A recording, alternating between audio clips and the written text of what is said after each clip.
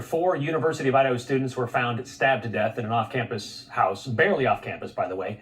We heard our first public comments from law enforcement and the school today, just moments ago. The first comments in person, other than statements being released by email or social media.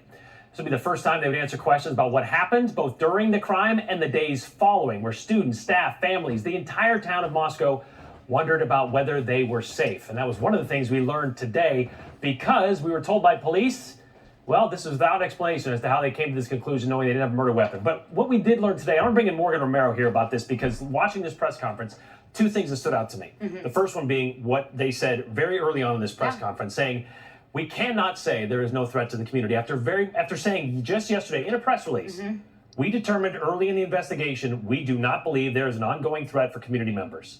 Evidence indicates this was a targeted attack. Then today, Chief Fry saying, we cannot say that.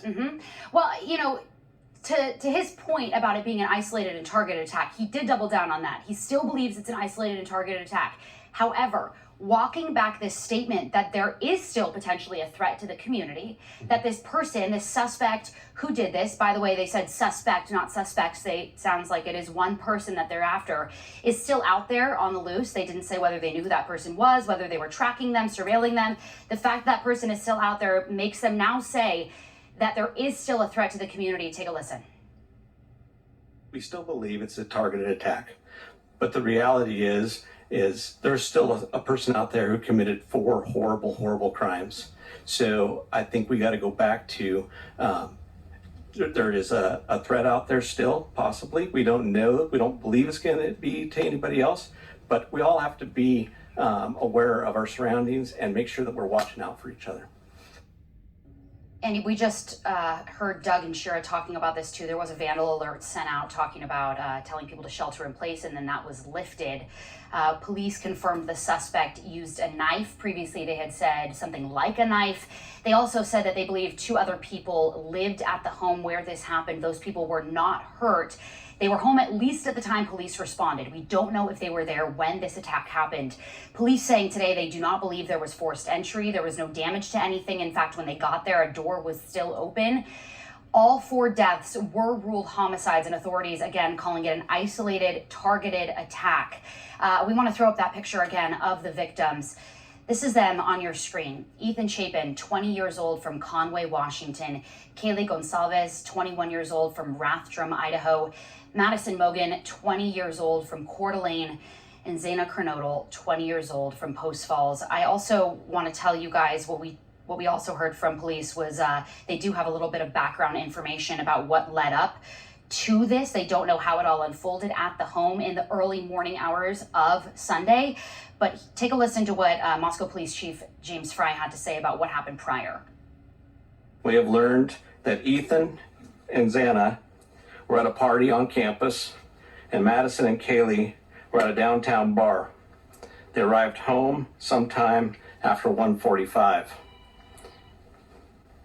If anyone in our community or across our nation has any information about these times or the victim's whereabouts, please call our tip line at 208-883-7180. And some background information. Police found the 4 students dead on Sunday after responding to a call about an unconscious person at a home on King Road in Moscow. That's where they found those 4 victims. As you mentioned, Brian, just less than a mile from campus, authorities say the person who was reported unconscious originally is one of the 4 victims. There were some rumors swirling about that it could be a potential, 5th person or the suspect. That is not the case. It is one of the victims.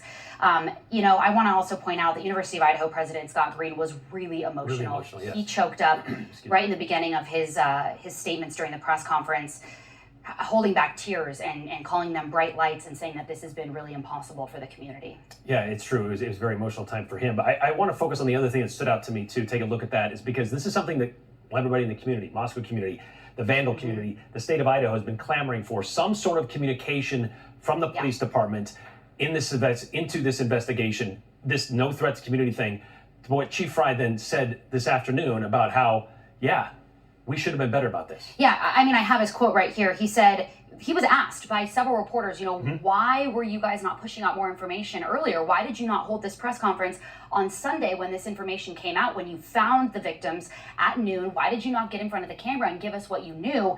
He said, we had a lot of info coming in. We tried to push information out, but, quote, the reality is I should have been standing here a day or so ago. So sort of falling on his sword and saying that he kind of regrets that. Yeah, it's surprising with this press conference. We expected a little bit more from this, expected maybe a possible suspect. We do not have one. Even a description of a possible suspect. We do not have that, or a location of a murder weapon. None of that has been found. Yeah, I'm really glad you pointed that out. They said, we don't know identity and location of the suspect. We don't have a location of the knife, again, specifying it is a knife. Or any clothing worn by the suspect. They have 25 plus investigators working this case. Moscow police, the sheriff's office up there, Idaho State Police, the FBI. And they're looking at all leads, as he said, including social media. We've been hearing, and even was asked about this Twitch video that has been put out there.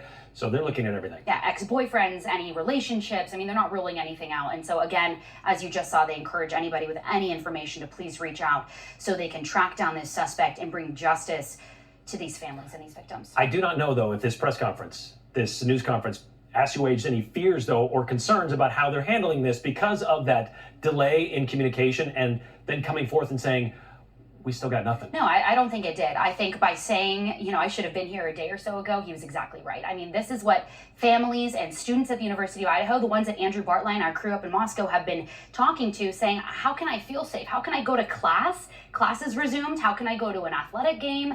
How can I walk around this town knowing this person is still out there? And I agree with you, Brian. It didn't really, help any of that. Also pointing out, University of Idaho football team is playing in Pocatello this weekend for their game. That's still scheduled as far as we know. There is a vigil tonight in Coeur d'Alene at 6 p.m. 6 p.m. and then tomorrow on the campus of Boise State University at the Big B there on the south side of the administration building. Thank you very much, Morgan. We'll be right back.